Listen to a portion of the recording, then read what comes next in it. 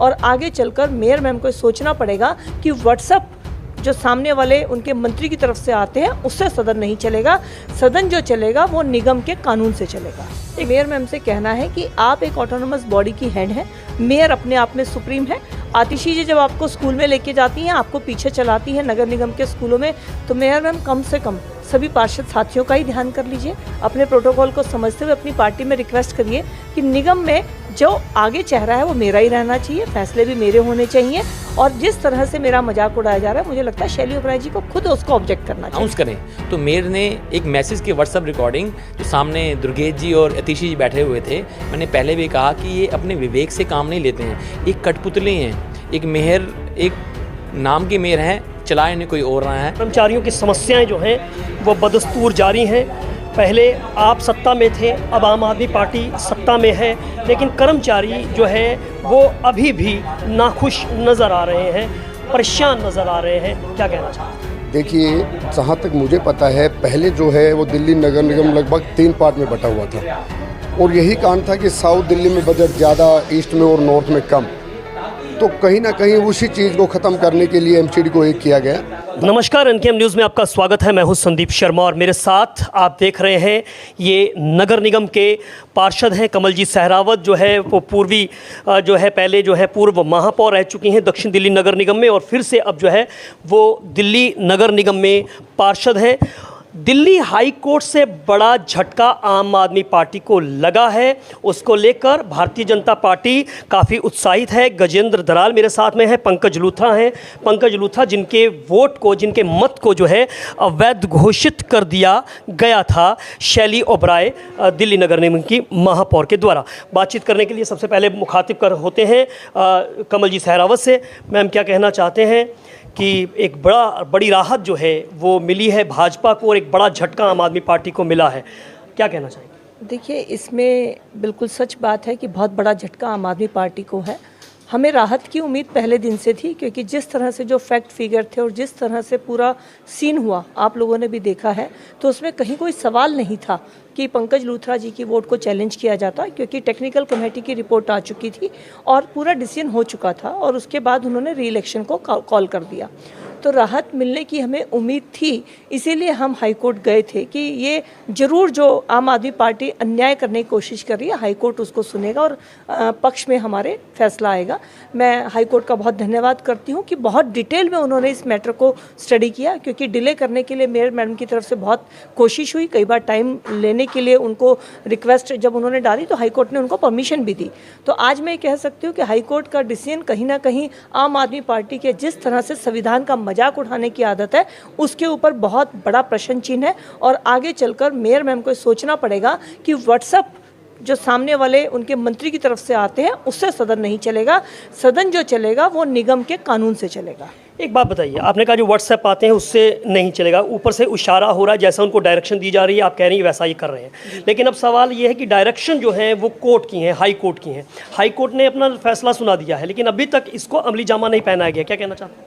बिल्कुल सही कह रहे हैं। मंगलवार को ये फैसला आया था और मेयर मैम से जब आप जैसे जो मीडिया के साथी उन्होंने बात की तो उन्होंने कहा था कि मैं स्वागत करती हूँ। अगर वो स्वागत करते हैं तो शाम को ही उनके ऑफिस से नोटिफिकेशन हो जाना चाहिए था कि भाई ये हम 6 मेंबर्स की लिस्ट को डिक्लेयर कर रहे हैं। मुझे अभी भी उनकी जो नीयत है उसके ऊपर शक है, क्योंकि वो अपनी बात उन्होंने कह दी, स्वागत करती हूँ, लेकिन उनकी पार्टी के लोग अभी भी उनके ऊपर प्रेशर बनाएंगे। और मुझे लगता है कि अभी भी जिस तरह से डिले हो रहा है वो इस मन से, अच्छे मन से नहीं लग रहे कि हाई कोर्ट के वो डिसीजन को मानने वाले। मंशा पर सवाल उठाए हैं, आपको क्या लगता है अभी व्हाट्सएप से क्या डायरेक्शंस उनको दिए जा रहे हैं और क्यों इसको जो है अब डिले किया जा रहा है? देखिए, डिले का तो क्लियर है, हो गया, क्योंकि आज चौथा दिन तकरीबन होने वाला है, तो डिले का मैसेज तो उनके पास है जिसको कि वो फॉलो कर रही हैं।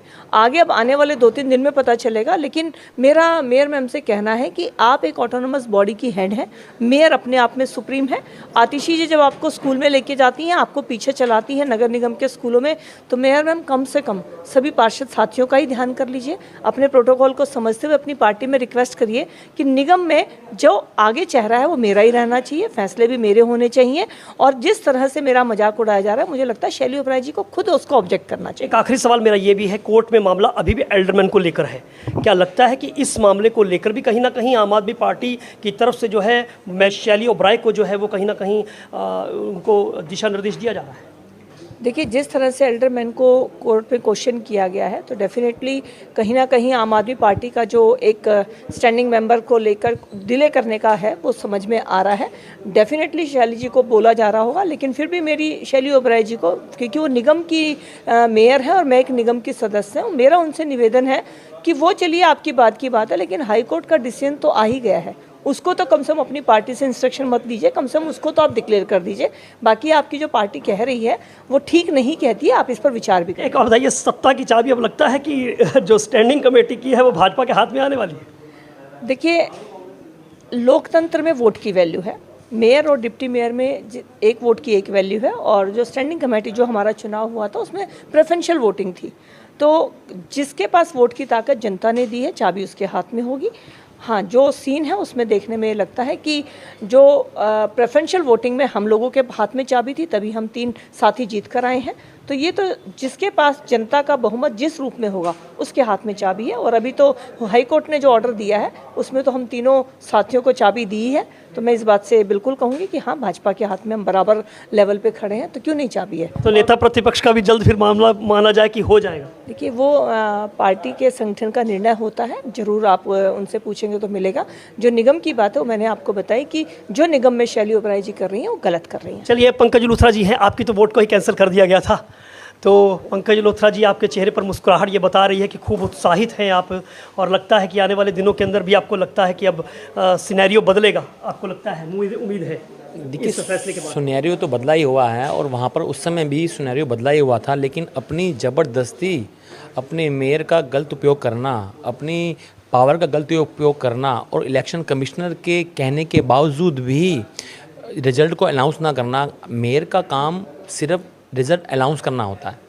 वहाँ पर इलेक्शन कमिश्नर जो इन्होंने बिठाया, दिल्ली सरकार की तरफ से बैठते हैं, उन्होंने आकर इलेक्शन तरीके से करवाया, उसकी काउंटिंग करी, काउंटिंग करने के बाद रिजल्ट्स बना के मेयर्स को दिया कि आप ये अनाउंस करें। तो मेयर ने एक मैसेज की व्हाट्सएप रिकॉर्डिंग, जो सामने दुर्गेश जी और अतीशी जी बैठे हुए थे, मैंने पहले भी कहा कि ये अपने विवेक से काम नहीं लेते हैं, एक कठपुतली हैं, एक मेयर, एक नाम की मेयर हैं, चला इन्हें कोई और रहा है, और इन्होंने उस समय कहा जी ये चुनाव दोबारा करवाएं, जिसका कोई रीज़न नहीं था। वहाँ पर जो सचिव थे उन्होंने कहा कि डिसीजन हो चुका है, क्लियर रिजल्ट्स है, आप ज़बरदस्ती आप कहने कि चुनाव दोबारा कराएं, ये इम्पॉसिबल है, पॉसिबल नहीं है। लेकिन उन्होंने कहा नहीं, चुनाव नहीं होगा, चुनाव दोबारा कराया जाएगा, रिजल्ट मैं अनाउंस नहीं करूँगी। उसी को देखते हुए हमारी कमलजीत मैम, हम सब लोग वहाँ पर हाई कोर्ट गए कि हमें सत्य बात थी कि हमें सच्चाई की जीत होनी थी, और हम लोग कोर्ट में गए। कोर्ट ने हमारे फेवर में फैसला लिया और पूरी चेकिंग करके पूरा सिस्टम बनाकर इनको आदेश दिए कि ये 3 मेंबर हैं, 3 मेंबर को अनाउंस किया जाए। चलिए, जलाल साहब, आपसे बात करना चाहूँगा, क्या कहना चाहते हैं? चूँकि अब एल्डरमैन की हम बात करें तो क्या लगता है, अभी चूँकि मामला कोर्ट में है, तो अगर एल्डरमैन पर जो है निर्णय, जिस तरह से ये कहा जा रहा है कि दिल्ली सरकार आज तक नॉमिनेट करती रही है, दिल्ली सरकार का ही अधिकार होना चाहिए, इसको आप किस तरह से देखते हैं? अब आपको क्या उम्मीदें क्या हैं आगे? देखिए, पिक्चर तो क्लियर हो ही गई। अभी जो शैली ओबराय जी ने जो तानाशाही करने की कोशिश की आज से 1 महीना पहले, क्योंकि जितनी जल्दी स्टैंडिंग कमेटी बनेगी, दिल्ली उतनी ही जल्दी अपने विकास के कार्यों की तरफ चलेगा। और जहाँ तक एल्डरमैन की बात है, वो भी DMC एक्ट के तहत कहीं ना कहीं LG साहब को पूरी पावर है, और उन्होंने अपने विवेक से इन सब पार्षदों को बनाया होगा। ये तो सिर्फ इनको एक रोकने का प्रयास है कि किसी तरीके से स्टैंडिंग कमेटी ना बने, और ना बनने का कारण यही है कि हम बैक डोर से फिर भ्रष्टाचार करते रहे अपने विधायक के थ्रू और मेयर के थ्रू। लेकिन भाजपा का एक कार्य संगठित होकर कोर्ट के द्वारा, क्योंकि हमें कोर्ट पर पूरा विश्वास है कि वो गलत नहीं करेंगे, और हम इनके इस भ्रष्टाचार को नहीं फैलने देंगे। और जल्द ही हम उम्मीद करते हैं कि शैली ओबराय अपनी बुद्धि से काम ले, क्योंकि जनता ने उनको चुन के भेजा है और सभी पार्षदों के द्वारा उनको मेयर बनाया गया है। तो लोग उम्मीद करते हैं कि जल्दी से कुछ काम चालू हो, ये दिल्ली सुंदर बने। लेकिन वो एक कठपुतली बन के काम कर रही है। और कठपुतली का उदाहरण यही है कि जिस तरीके से हाउस के अंदर जो हाउस की गरिमा तार तार हुई, जिसमें आतिशी की सबसे अहम भूमिका रही, तो मैं तो कहूँगा कि आतिशी को भी कुछ समझना चाहिए, दिल्ली की जनता की आवाज़ को सुनना चाहिए और जल्दी से वो हाउस बुलाए और कहे कि जोन के चेयरमैन बना के वो जल्दी से कमेटी बनाए और लोगों का कार्य होना शुरू हो। एक आखिरी सवाल पूछना चाहूँगा, कर्मचारियों की समस्याएं जो हैं वो बदस्तूर जारी हैं। पहले आप सत्ता में थे, अब आम आदमी पार्टी सत्ता में है, लेकिन कर्मचारी जो है वो अभी भी नाखुश नज़र आ रहे हैं, परेशान नज़र आ रहे हैं। क्या कहना चाहते हैं? देखिए, जहाँ तक मुझे पता है पहले जो है वो दिल्ली नगर निगम लगभग 3 पार्ट में बटा हुआ था और यही कारण था कि साउथ दिल्ली में बजट ज़्यादा, ईस्ट में और नॉर्थ में कम। तो कहीं ना कहीं उसी चीज़ को ख़त्म करने के लिए एमसीडी को एक किया गया ताकि कर्मचारियों की भी समस्या ख़त्म हो और उसके बाद सभी मिलकर इस दिल्ली का पूर्ण विकास कर सके। तो विश्वास है कि कर्मचारियों की भी टाइम पे सैलरी देंगे, उनको देनी भी चाहिए, क्योंकि जब कर्मचारियों को अपनी मेहनत ना मिलेगा तभी वो लोग धरातल पर काम करके दिखाएंगे। तो मैं तो उम्मीद करता हूँ कि ये लोग जल्दी से अपनी बुद्धि और विवेक से काम लें और दिल्ली को स्टैंडिंग कमेटी चेयरमैन और वाइस चेयरमैन देकर वो जनता की जो आवाज़ जाएगी उसके द्वारा जो भी मेंबर चुन के हम आए हैं उनके भी मेंबरों को बधाई, हमें भी बधाई। लेकिन जब तक चेयरमैन और वाइस चेयरमैन और जोन नहीं बन जाते तब तक मुझे नहीं लगता कि कोई किसी भी कमेटी का गठन हो पाएगा। तो जल्दी से कमेटी का गठन हो। और एक छोटी सी बात आपके न्यूज़ माध्यम से कहना चाहूँगा कि शैली ओबराई जी ने जो वहाँ पर अपने व्हाट्सएप से जो काम लिया और उस व्हाट्सएप पे दुर्गेश पाठक और आतिशी जी के द्वारा जो मैसेज गए, उसके कारण ही हमारे उस हाउस की गरिमा तार तार हुई है। वो आगे से ऐसा कोई काम ना करे, अपने विवेक से फैसला ले। और आतिशी जी को जरूर इतना कहना चाहूँगा कि जो छोटे बच्चों के सामने अपने फ़ोटो से आप शिक्षा में भी अपना प्रचार करने लगे, वो बहुत दुर्भाग्यपूर्ण बात है। क्योंकि हर बुक के अंदर अगर कोई पेज होता है तो उसके अंदर किसी युग पुरुष या किसी महापुरुष के विचार व्यक्त होने चाहिए, ताकि वो बच्चा उन विचारों के द्वारा उस बुक को पढ़ना शुरू करे और अपने भविष्य को उज्जवल करे। जय हिंद, जय भारत। चलिए, तो गजेंद्र दराल और तमाम कमलजीत सहरावत, पंकज लूथा अपनी बात जो है वो दिल्ली नगर निगम की स्टैंडिंग कमेटी पर और तमाम मुद्दों पर रखते हुए नजर आए। Sandeep Sharma, NK news, Delhi.